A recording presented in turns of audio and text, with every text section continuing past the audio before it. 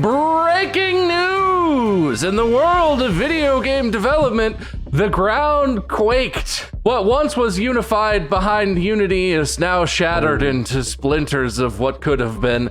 Many game developers took to the internet and complained loudly about a new pricing scheme that was announced by Unity, one of the several main game engines on which many games are built. Basically, Unity is like the tool that you use to make a video game. In the same way that you might use Adobe Photoshop to edit a photo, you use Unity and or Unreal Engine, or there are several other options. And they announced a fee structure change they said would be essential for funding the development of Unity tech, but left many game developers wondering if Unity was really viable anymore. And basically, the heart of this issue is that there's a free tier of Unity that you can use for free, and then there's a pro tier where you can like subscribe to Unity. But Unity was going to add fees. Basically, if a game hits the threshold of 200,000 downloads and makes $200,000 in revenue, then that developer is going to be charged 20 cents per installation.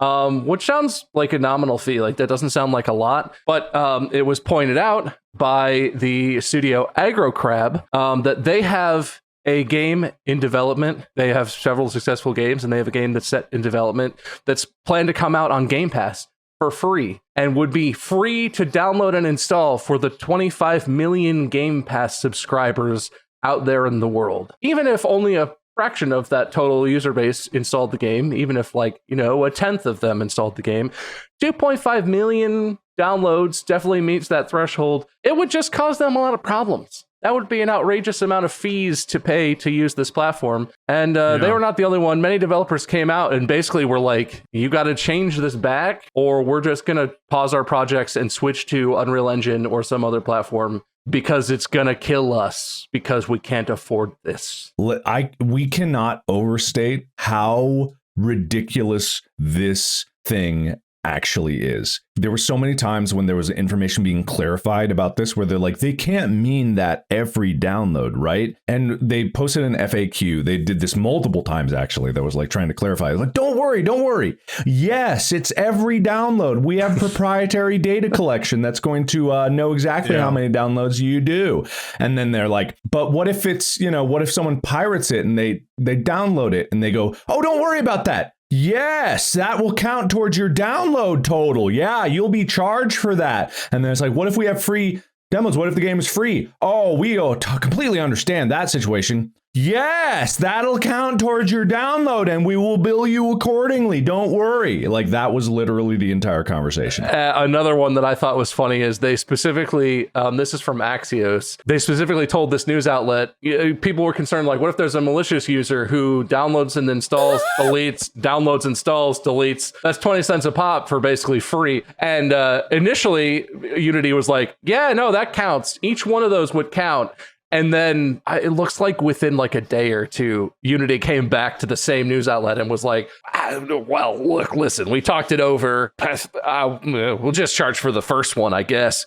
They're like backpedaling so hard and trying to figure out. I mean, Unity is like, as far as I know, top 2. Possibly the top. I do believe they were number 1. I like Unity market share. Well, on that point, I don't know if you guys saw Ross Rubber Ninja tweeted at them. He's like, oh, looks like your CEO sold 2,000 shares right before this announcement. And then he corrected himself. He's like, oh, make that 50,000 shares of stock in this company in the last year. In the last year, CEO Riccitello, what's his name? John Riccitello. Yeah, he sold 2,000 shares on September 6th, a week prior to this announcement, and over 50,000 shares so far this year. Weird. That is weird. And that's reported by Kotaku is what I'm reading here, but I've seen that in multiple sources as well. Well, it's okay. You know, it really is okay, because you know where John Riccitello worked at before this? Somewhere really, really cool and good? Oh, yeah. EA.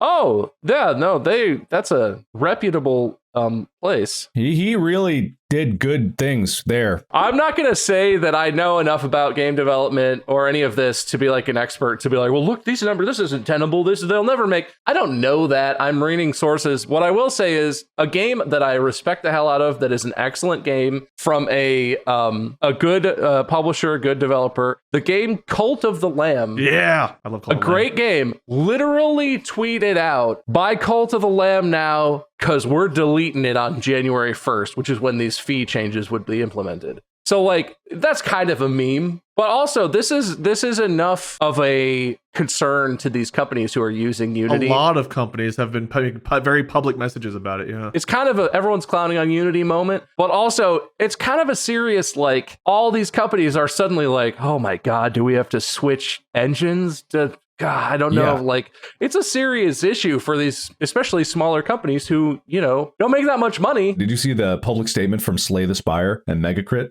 No. Another excellent game, very well received, super fun game. Yeah, so they say, the retroactive pricing structure of runtime fees is not only harmful in a myriad of ways to developers, especially indies, it's also a violation of trust. We believe Unity is fully aware of this, seeing as they've gone so far as to remove their terms of service from GitHub. Despite the immense amount of time and effort our team has already poured into the development of our new title, we will be migrating to a new engine unless the changes are completely reverted and terms of service protections are put in place. We have never made a public statement before. This is how badly you fucked up.